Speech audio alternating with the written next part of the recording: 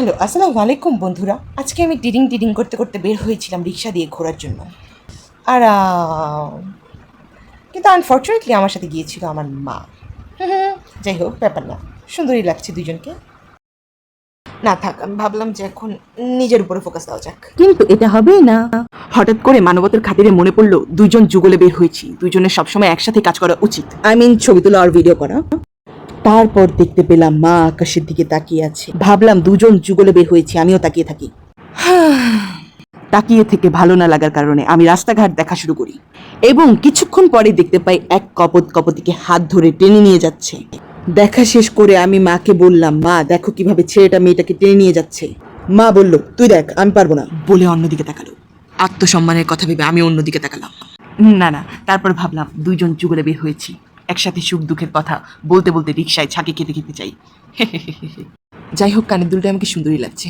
তারপর হঠাৎ করে জ্যামে বসে থাকাকালীন আমি আর মা দেখলাম কপতি অশালীনভাবে হেঁটে চলে যাচ্ছে। মা বলল, কিয়ামতের আর বেশি দিন নাই। যুগলে থাকার দরুন আমিও সহমত।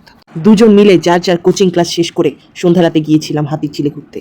আমি একটু সাজুগুজু করে নিয়েছিলাম।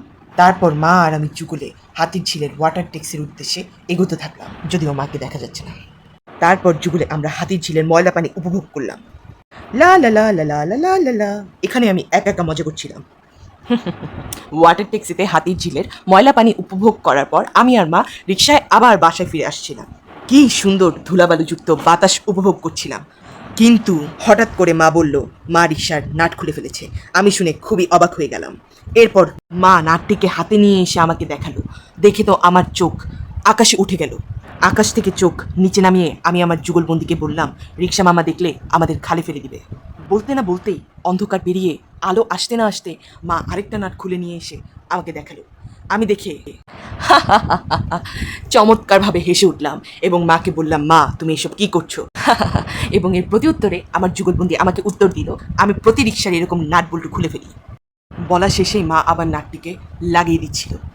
আর আমি তখন ভিডিও করতে করতে বলছিলাম, নাট খুলে ফেলেছে, আবার লাগাচ্ছে, রিক্সাওয়ালা মামা দেখলে আমাদের মঙ্গল গ্রহে পাঠিয়ে দিবে। হায় রে কপাল, এতদিনে বুঝতে পারলাম রিক্সার হুক কেন এত জীর্ণ শীর্ণ অবস্থায় থাকে। শেষমেশ নাট বল্টু লাগাতে লাগাতে নিজের পৈতৃক স্থলে এসে পৌঁছাতে পারলাম। যাই হোক, শেষ পর্যন্ত রিক্সা মামাকে বিদায় দিতে পারলাম এবং শেষ পর্যন্ত যুগলবন্দিকে নিয়ে বাসায় পৌঁছালাম। তারপরে আমি চুলটাকে একটা ছুটি করে ফেস ওয়াশ নিয়ে দুই গালে, থোতায়, নাকে, কপালে মেখে নিতে থাকলাম যতক্ষণ না একটা সাদা ভূতে পরিণত হতে পারছি। এবং পরিপূর্ণ সাদা ভূত হওয়ার পরে পানি দিয়ে সুন্দর করে মুখটাকে ধুয়ে নিতে হবে। করেছে দুরু দুরু দুরু দুরু, ওয়াও কত সুন্দর লাগতেছে। ও বাই বাই।